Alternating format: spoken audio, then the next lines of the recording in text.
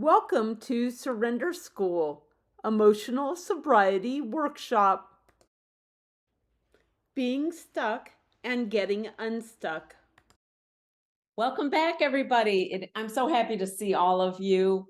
I want to remind everyone, we are going to be going over chapter 1 today, Being Stuck and Getting Unstuck. I just want to remind you of a few things before we get started. The books that we're going to read together are not conference approved. There'll be books on 12-step recovery, and they will be recovery themed, but they are not conference approved books. So if you're looking for a book study on conference approved books, this is not a good book club for you. Another thing to keep in mind is that the workshop sessions are not OA meetings. Okay, we do want to adhere to the spirit of the principles and the traditions, though, and we strive to do that, but this is not a formal meeting. Next, I want to explain how I'm going to run these sessions one more time. We're going to discuss one chapter per week, and you need to read the chapter before you come so you can participate meaningfully.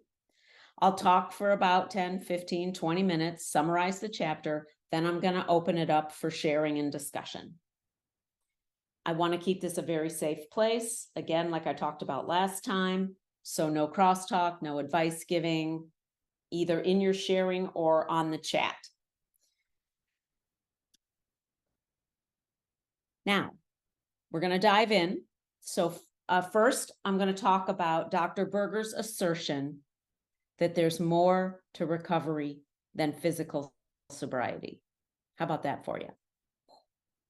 There is more to recovery than physical sobriety. And that makes my head explode a little bit, because I see a lot in our program, all the food programs. There's a tremendous amount of focus on food and food plans in program. It just seems to be the main focus of people's program, as if abstinence is the ultimate achievement of the 12 steps. And I don't see it that way. The point of recovery for me is to have a spiritual awakening sufficient to solve my problem. I'm not downplaying the importance of abstinence in any way. The whole point is that we're here and we want to have a sane relationship with food. So I am not downplaying abstinence, and I am not downplaying weight loss. But they were the byproducts for me of working the program, not the whole point of working it. You know, I love that phrase, stark raving abstinent, and we've met lots of people in our programs that are that way. They may have 5 years of abstinence, by God, but they're swinging from the chandelier. And I don't want to be one of those. I want my recovery to touch every single aspect of my life, and it has, and it is so worth the work. Okay, so how about this idea that he had? The problems in our lives are inviting us to take the next step in recovery. Problems aren't an indication that program isn't working. I don't know about you, but when I was in program before and things were all going cattywampus and life wasn't going my way and things weren't happening the way I thought they should, you know, bad day at work, whatever, F it, this isn't working and I'm out of here, right? That's not what Berger is saying here. He's saying our problems, our daily life problems, are not an indication that program isn't working just because we're having a hard time. Recovery is all about continued personal, emotional, and spiritual growth. There is always more growth to be done in program, but only until you die, right? We are never exonerated from doing the work of growth and recovery. We never arrive and we never graduate. And one of my favorite people in program says, do you want to know what the graduation song is for an OAer? Welcome to McDonald's. May I take your order? Don't leave the rooms, in other words. We always have to work. It's really one of the things that I love best about program is there's always more to learn. There's always more to discover. And it's like a blossoming, a never ending blossoming. And I never get bored. I never get bored. Once I really dug into what recovery truly is, I never got bored. Go ahead, read the traditions for the 10,000th time. I'm right there with you. So here's another one of Dr. Berger's ideas. He just threw them out left and right in this chapter. A lot of us define recovery in a way that limits us and prevents us from being our authentic selves.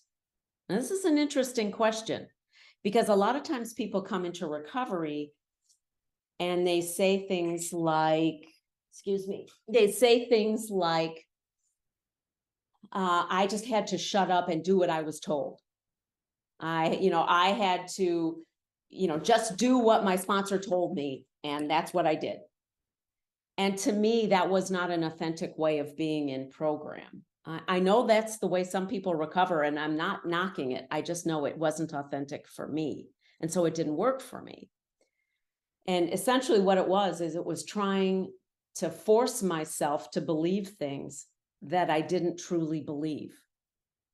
And so, I was trying to be someone that I wasn't when I came into program. I tried to swallow other people's higher powers whole. I tried to swallow other people's program whole, instead of doing the work of finding a way to do it that worked for me. And I also had like there was a prescribed way of doing 10th steps. And I tried and I tried and I tried to do it the way they told me to do it. And I always wound up back in the food, and I felt like a complete failure. And what I decided was programs simply couldn't work for me because I couldn't do that. So when I came back in this last time and actually got recovery, I decided I was going to do my 10th steps in a way that worked for me. And I did. And I do multiple 10th steps daily now. And they're one of the most joyous parts of my program, because I really get to see what's going on. I really get to make contact with my higher power in that moment. So I just want to say that I have to say I agree with Allen Berger on this one, that if we define our recovery according to other people's specifications, we are going to run into trouble. I can only put up a false front for so long before I fall back into who I truly am. And so I needed to find a program I could work as me instead of whoever was my sponsor at the time. How about this line? What did you think of this line? Recovery isn't a shield against the problems of being human. And I hate to admit this, but I really did think that abstinence and weight loss and recovery were going to protect me from the normal ups and downs of life. I really thought, just with so much magical thinking, that everything would be perfect if I could just be abstinent, follow this food plan, call 3 people a day, do my nightly prayers, the whole checklist, right? That was a lot of magical thinking for me.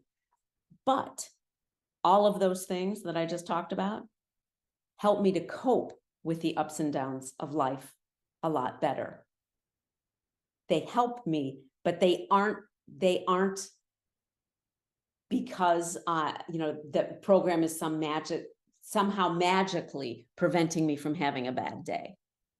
They help me cope with a bad day. They don't prevent a bad day. Okay. I love this. Every emotional disturbance and conflict contains an opportunity for spiritual progress and emotional growth. Trouble grows people. I truly, truly, truly believe this. That is why I don't freak out anymore about being upset.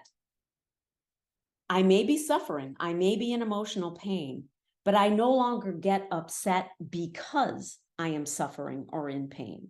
I get to work. I don't sit there and feel so sorry for myself and in the pity pot and, oh, this shouldn't be happening to me and, oh my goodness. No, I get to work instead now. It's a lot more productive. I have no expectations for a pain-free life. So I try and make the most of it when I'm experiencing pain. Instead of just feeling pain, I know I get to grow too. I get to learn something. I get to stretch. I get to reach out for help with other people. It's a very growth experience if I let it be. That's not to say I'm not trying to make light of emotional pain at all here, because there are some things that people have gone through in this program that would knock over a herd of elephants, right? But we don't have to stay in that place. We don't have to stay there. Most of us are focused almost exclusively on physical recovery, Dr. Berger says. But, he goes on to say, the personal work it takes to practice emotional sobriety amplifies recovery as nothing else can. I will tell you that this has been my experience. My recovery has so much more depth and meaning than it ever did when I was exclusively focused on food and weight loss. Am I going to have an apple or an orange for lunch? I said I was going to have an orange, but now I want an apple. And being concerned with that stuff is very shallow level recovery. I like the deep stuff. I also feel so much more in alignment with my higher power when I do this work. My higher power wants so much more for me than just a food plan and weight loss. So much more of a richer life than that. I will also say that doing this work makes me much more of use to my higher power and my fellows. Okay. We all know the stark raving abstinence sponsors who abuse their sponsees and fire them and throw them out and shame them and everything else. No, that's not where I want to go. That's not who I want to be. That is not an attractive recovery picture for me. So I want to be of maximum use to my higher power and those about me, because that is the big book's purpose for me. Dr. Berger writes that emotional sobriety provides a way to unpack and understand our emotional reactions. And you'll learn that as you go through this book. You'll become more and more aware of your reactions, and then you get to unpack them. I don't know about you, but I like to have something to do, actions I can take when I am feeling emotionally disturbed. I don't like sitting in them. Program and the practice of emotional sobriety give me that structure. I really hate wallowing in emotional discomfort. I also like understanding myself. I don't like it when I feel blindsided by my own thoughts, my own feelings, my own emotions, my own reactions. I don't like that. Emotional sobriety teaches me about myself, my beliefs, my motivations, my emotions, all of that stuff. I am no longer a stranger to myself. And I love having choice about how I'm going to react. When I was practicing my addiction, I was just one giant overreaction after another. I felt out of control, and not just with the food. All parts of my life were out of control. And it was a horrible feeling that just led me back into the food in this self-perpetuating cycle. So Dr. Berger says that when we gain emotional sobriety, we don't personalize the things other people say and do. We are no longer dependent on their behaviors or opinions for our happiness. We set ourselves free from the often ridiculous expectations that we had of others. Doesn't that sound lovely? I love that. When I depend on others to make me happy, I am making them my higher power. And we should never put another human being in that situation. It is not fair to them. It's not fair to us, but it's certainly not fair to them. I found that the more responsibility I took for myself, the better I felt. I no longer had to live my life as a victim at the mercy of anyone else. Dr. Berger kind of sums up the whole emotional sobriety concept this way. The core of emotional sobriety is to know our true self, release our expectations, and embrace life on life's terms. Sounds great to me. That's it for today. See you next week.